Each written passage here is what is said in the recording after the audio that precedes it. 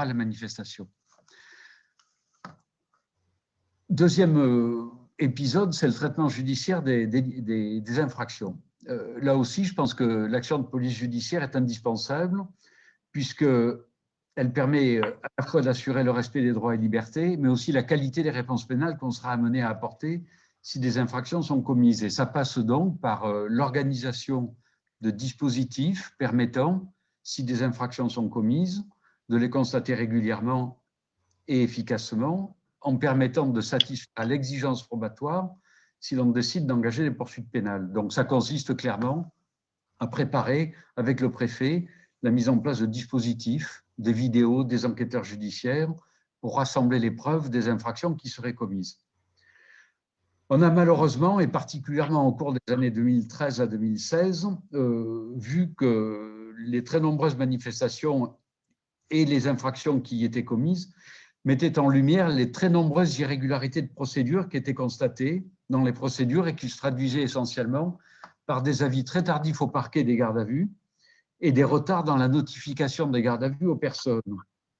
ce qui entraînait donc le plus souvent leur remise en liberté, mais aussi de grandes difficultés pour caractériser les infractions commises et les imputer aux personnes interpellées. On avait donc à l'époque, on s'était livré avec le préfet Michel Cadot à un exercice de retour d'expérience de rétex pour voir de quelle façon on pouvait mieux travailler et améliorer ces dispositifs compte tenu des problèmes que nous rencontrions. Dans ce cadre-là, on avait mis au point une fiche d'interpellation qui devait être remplie par chaque CRS ou gendarme mobile qui avait interpellé quelqu'un, fiche qui décrivait bien sûr l'identité de l'agent de gendarmerie ou de police, qui décrivait les circonstances de l'infraction, de l'interpellation, l'infraction constatée et les modalités de celle-ci, fiche qui devait être remise immédiatement lorsque le gendarme ou le CRS amenait la personne interpellée à un OPJ. La fiche devait être remise à l'OPJ en même temps que la personne interpellée. On avait aussi imaginé des procès-verbaux de contexte qui étaient systématiquement rédigés par la DOPC de la préfecture de police et qui servaient à éclairer les juges du tribunal correctionnel sur le contexte de la manifestation et les conditions dans lesquelles elle s'était déroulée. Surtout, ces rencontres parquet-préfecture de police avaient permis à l'époque de faire évoluer la doctrine du maintien de l'ordre pour mettre fin aux stratégies d'engagement qu'on avait pu connaître et qui conduisaient à des interpellations massives et à des libérations massives ensuite.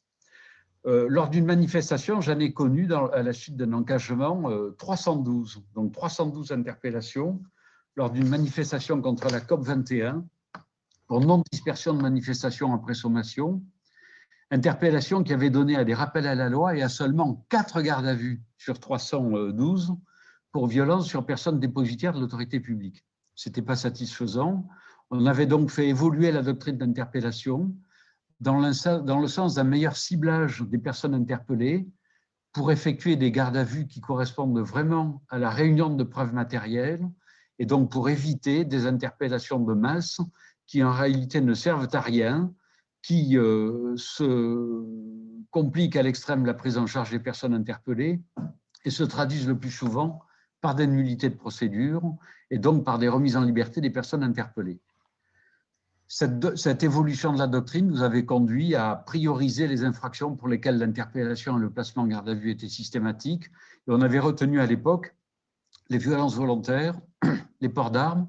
les destructions et dégradations volontaires, les rébellions et les participations à la manifestation avec le visage dissimulé. Les infractions autres, telles que la participation à une manifestation non déclarée ou le refus de dispersion après sommation, ne donnaient dans ce cas-là plus lieu à interpellation, mais seulement à des vérifications ou à des contrôles d'identité, sauf si elles étaient accompagnées des infractions ci-dessus. Alors à l'époque, ce changement de doctrine avait permis, je pense, une vraie amélioration du traitement policier et judiciaire des infractions constatées. Et on avait constaté une baisse des classements sans suite et une meilleure efficacité des poursuites qu'on avait lancées devant le tribunal correctionnel. Je dirais enfin, pour conclure sur ce point, qu'il y a peut-être aussi, c'est en tout cas la réflexion que je m'étais faite à l'époque à Paris, un problème d'organisation policière et de logistique sur la plaque parisienne, puisque lorsqu'on est confronté à des centaines d'interpellations, les gardes à vue sont dispersés dans plusieurs commissariats voire de l'ensemble des commissariats de police parisiens, voire de la proche banlieue, je l'ai connu aussi. J'ai toujours pensé personnellement que la situation parisienne nécessiterait qu'on dispose d'un lieu adapté et unique de regroupement de ces gardes à vue, dont le traitement peut désorganiser profondément l'organisation de la police parisienne. Je n'ai jamais oublié des événements produits le 1er mai 2018, où la situation était telle que le lendemain des interpellations, il y en avait eu des centaines, les commissariats parisiens n'étaient plus en mesure de traiter les nouvelles procédures induites par les dépôts de plaintes qui étaient arrivés dans la nuit et dans la matinée, ce qui avait conduit la direction de la police judiciaire parisienne à proposer ses services pour traiter toutes ces procédures à la place, effectivement, des commissariats, compte tenu de la désorganisation que ces centaines d'interpellations avaient pu susciter au niveau de la direction de la sécurité de l'agglomération parisienne.